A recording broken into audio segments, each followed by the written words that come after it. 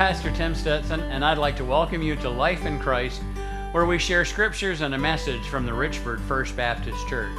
I'm so glad that you joined us for our program today. Our message will use God's Word as a foundation, and my hope is that His Word will have a special meaning to each one of you as you watch and listen. If you're ever in Richford and are not currently attending a church, we'd love to have you join us. We're located at 30 School Street, right in the center of town.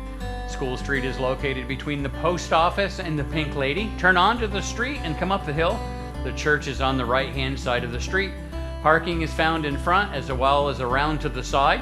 Our service starts at 9:45 a.m. on Sunday mornings. Now let's get to today's message.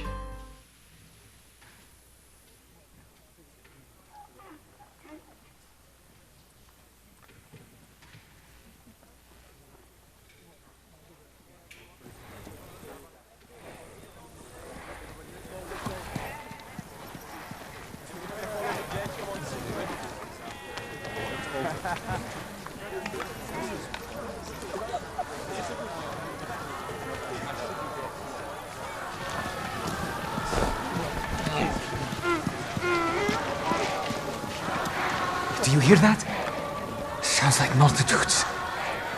This is the moment! The Son of David. The Messiah!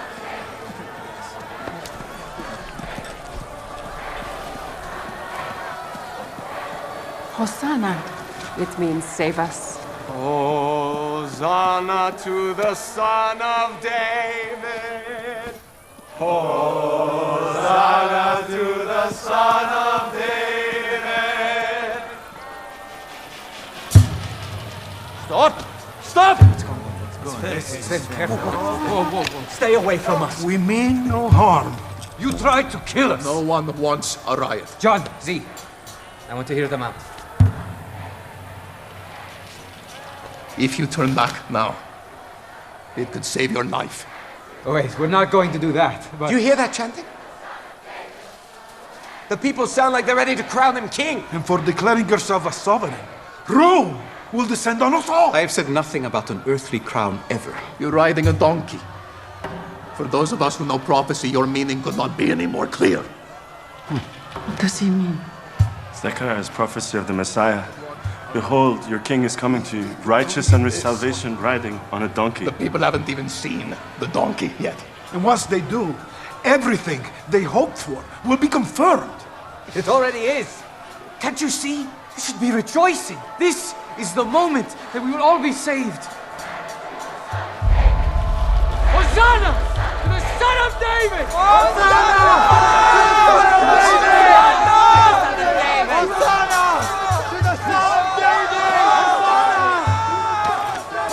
I don't stand with these men, but they are right. Raising Lazarus changed everything. Jesus will not be safe inside the city gates. You are calling for his killing! Don't you see? Teacher, if you value your own life, tell your students to stop. I could tell them to stop. But I tell you, if they were to be silent, even these very stones around us would cry out in their place. Hosanna! Hosanna!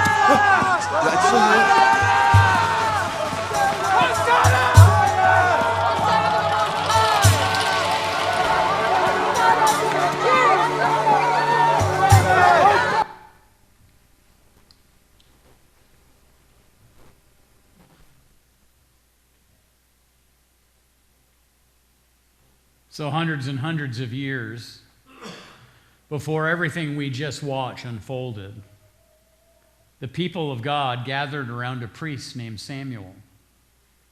Samuel grew old, and he went about appointing his sons to be the leaders of Israel. Now, if you read the scriptures, you learn that things didn't go so well under their leadership. 1 Samuel 8:4-5 says, So all the elders of Israel gathered together and came to Samuel at Ramah. They said to him, You are old, and your sons do not follow your ways. Now appoint a king to lead us, such as all the other nations have. You know, during this time, the scriptures tell us that Israel had rejected God as king and instead desired a king that looked like those of all the other nations. It seems that they wanted the peace that comes with the warring success and intimidating presence of a strongman king. That's what they were looking for. Samuel prayed to God about the people's request. And as we read further in 1 Samuel 8, God replies incisively to Samuel and then to the people through Samuel that they will only be disappointed in the kings that will come their way. 1 Samuel chapter 8, verses 10 through 18 says, Samuel told all the words of the Lord to the people who were asking him for a king. He said, this is what the king who will reign over you will claim as his rights.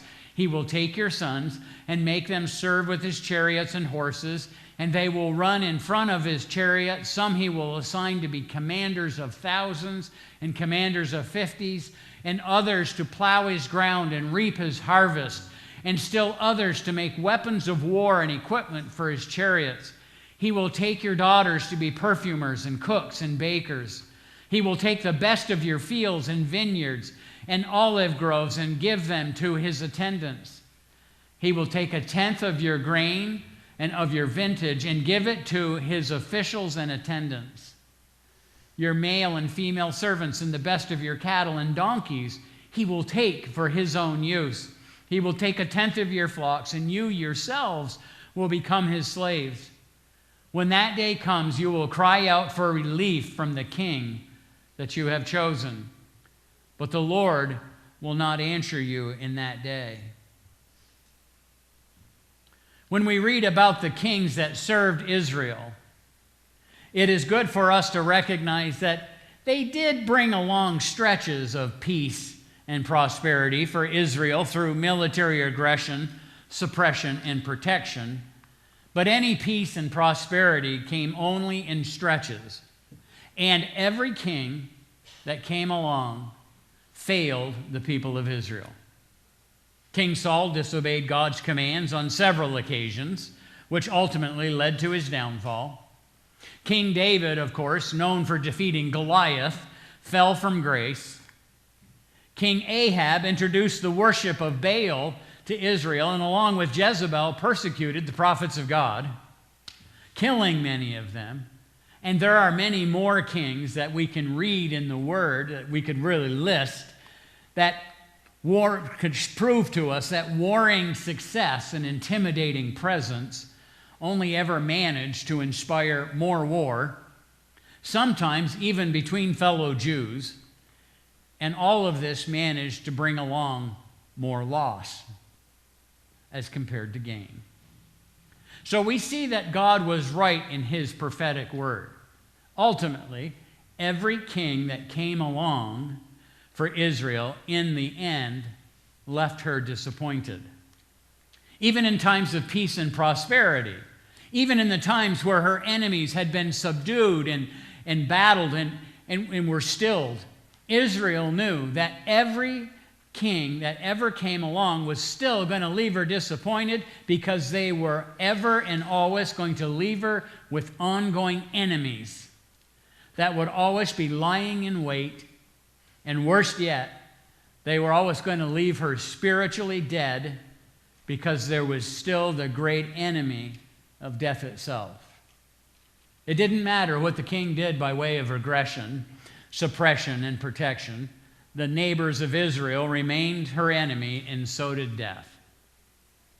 Not only did every king that came along for Israel always leave them longing, but every king that's come along has always left us longing. Now, I know that we don't operate here in the U.S., especially in a world of kings and queens, but even today we seek and we place far too much hope in any number of figures of authority to bring us peace and prosperity through aggression, suppression, and protection. And with regard to the more spiritual side of things, even today we see and place far too much hope in any number of figures of authority to bring us salvation. Even religious leaders with their disciplines and their teachings and their programming. We must remember that every king that's come along has always left us longing. except for one. At the very start of the sermon, we watched the triumphal entry of Jesus in the clip from the TV series The Chosen. Let's listen to it this time around. Here's John 12, verses 12 through 19. It says, "The next day the great crowd had come for the festival, heard that Jesus was on his way to Jerusalem. They took palm branches and went out to meet him, shouting, 'Hosanna! Blessed is he who comes in the name of the Lord. Blessed is the King of Israel.' Jesus found a young donkey and sat on it, as it is written, 'Do not be afraid, daughter Zion. See, your king is coming, seated on a donkey's colt.'" At first, his disciples did not understand all of this. Only after Jesus was glorified did they realize that these things had been written down about him and that these things had been done to him. Now, the crowd that was with him when he called Lazarus from the tomb and raised him from the dead continued to spread the word. Many people, because they had heard that he had performed this sign, went out to meet him. So the Pharisees said to one another, "See, this is getting us nowhere. Look how the whole world has gone after him." These words, "Do not be afraid, daughter Zion. See, your king is coming, seated on a donkey's colt," are very, very important. I don't know if on that Sunday so long ago, if anyone in the crowd actually spoke those words from the Old Testament, but if someone did, you know what? They didn't really need to. The crowds would have already known a king was in their midst. People recognized Jesus as the prophesied king by his triumphal entry into Jerusalem on a donkey, fulfilling the prophecy in Zechariah chapter 9, verse 9. It says, "Rejoice greatly, daughter Zion. Shout, daughter Jerusalem. See, your king comes to you, righteous and victorious, lowly and riding on a donkey, on a colt, the foal of a donkey." But it was more than a king in their midst. They knew it was the king. The people cried out, "Hosanna," a cry of praise, adoration, and a plea for salvation. They clearly knew that Jesus was unlike any king before him. The people that gathered together that day in Jerusalem would have been familiar with the Old Testament prophecy of Zechariah that we read earlier. They would have known that the first 8 chapters of Zechariah speak to the devastation of Israel as a people and a nation at the hands of her enemies.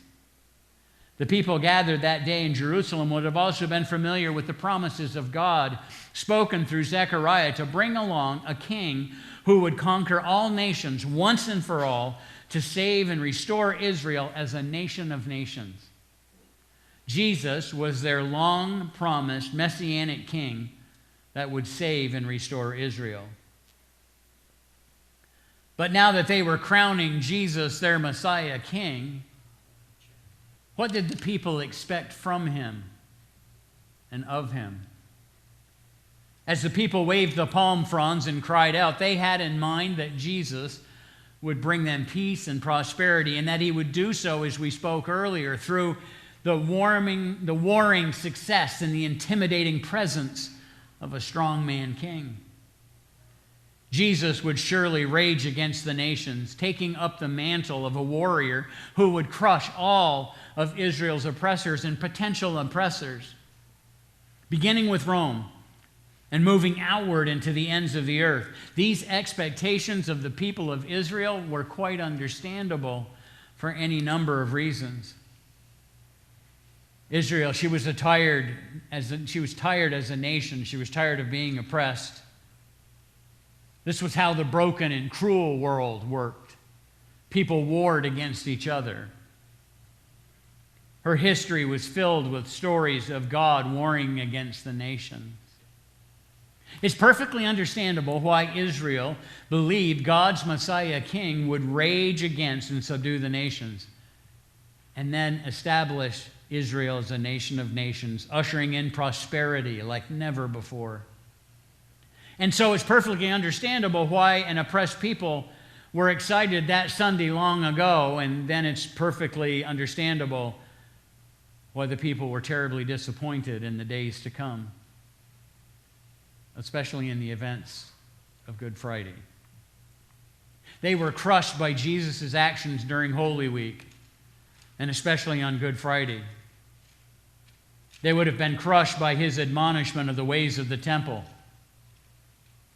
crushed by his copying to pay Roman taxes, crushed by his teachings that seemed to put Israel on the defensive and speak of her judgment alongside the other nations, crushed by his unwillingness to band together with the religious authorities, crushed by his meek and mild presence before Roman authorities. They were crushed by his humiliating crucifixion, crushed by his death and burial. And in the end, many of them turned against Jesus when all was said and done. On the Saturday after that Palm Sunday, on that Saturday, after the dark and devastating events of Friday, the people would have been crushed and afraid that the king will never come. And with his never coming, the fact that victory over her enemies will never come. But on that Saturday, they shouldn't have been afraid. They should have been rejoicing as much as they had been on that Sunday before. In fact, they should have been rejoicing on an even greater and deeper level than that Sunday before. Because Jesus was accomplishing far more as king than they had even wanted.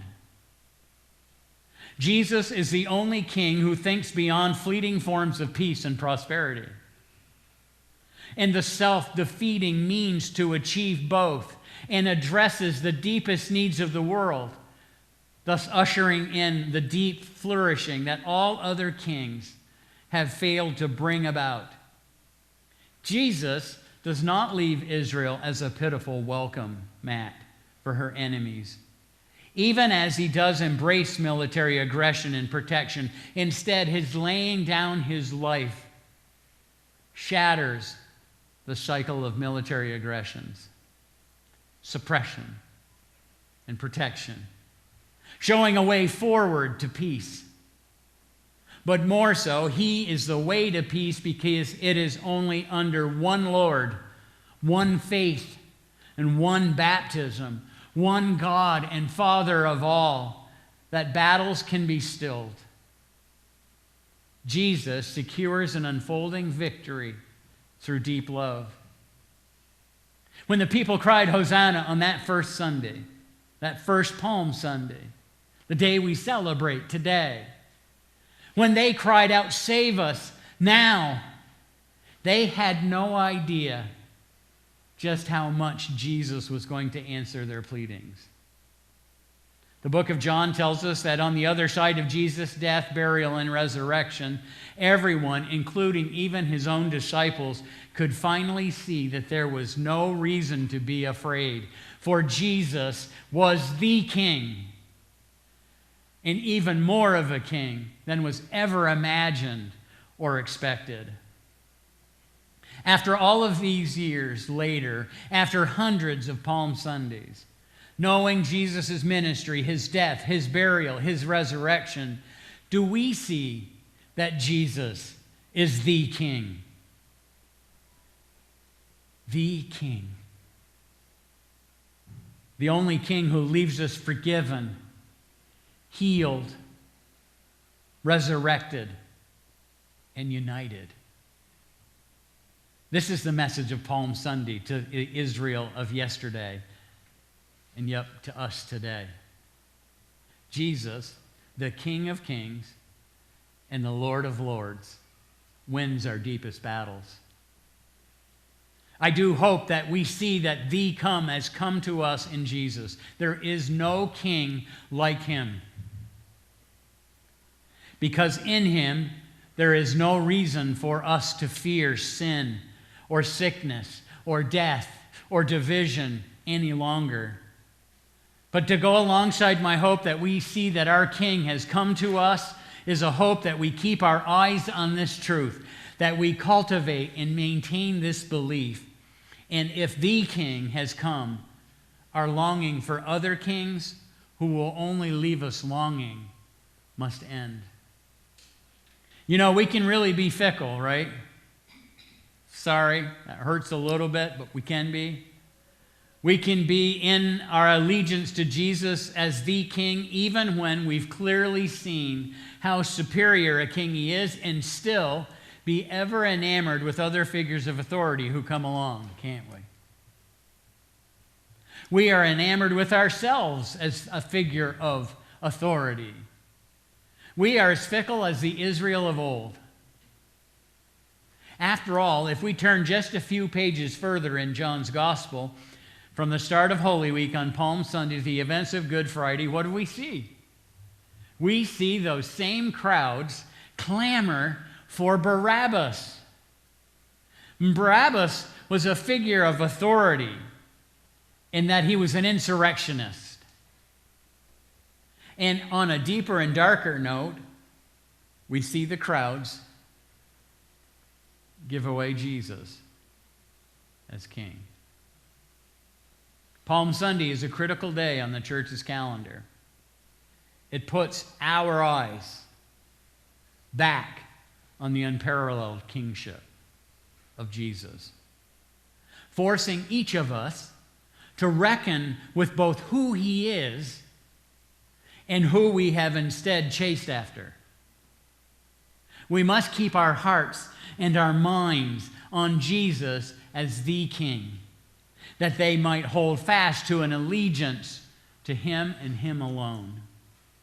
When all is said and done, perhaps the greatest and most impactful way to hold allegiance to Jesus as the King is to create space for the deep worship of him as King. You know what? Because it's really hard for us to long for other kings when we've busied ourselves with elevating and praising the one who truly is King. We now stand on the other side of Jesus, offering forgiveness, resurrection, and peace, and that there is nothing to fear. And it's a time to rejoice, and our rejoicing will help us in our remembering that Jesus is King. Jesus is the King. And rejoicing is what we'll do now as we stand and as we sing our closing song.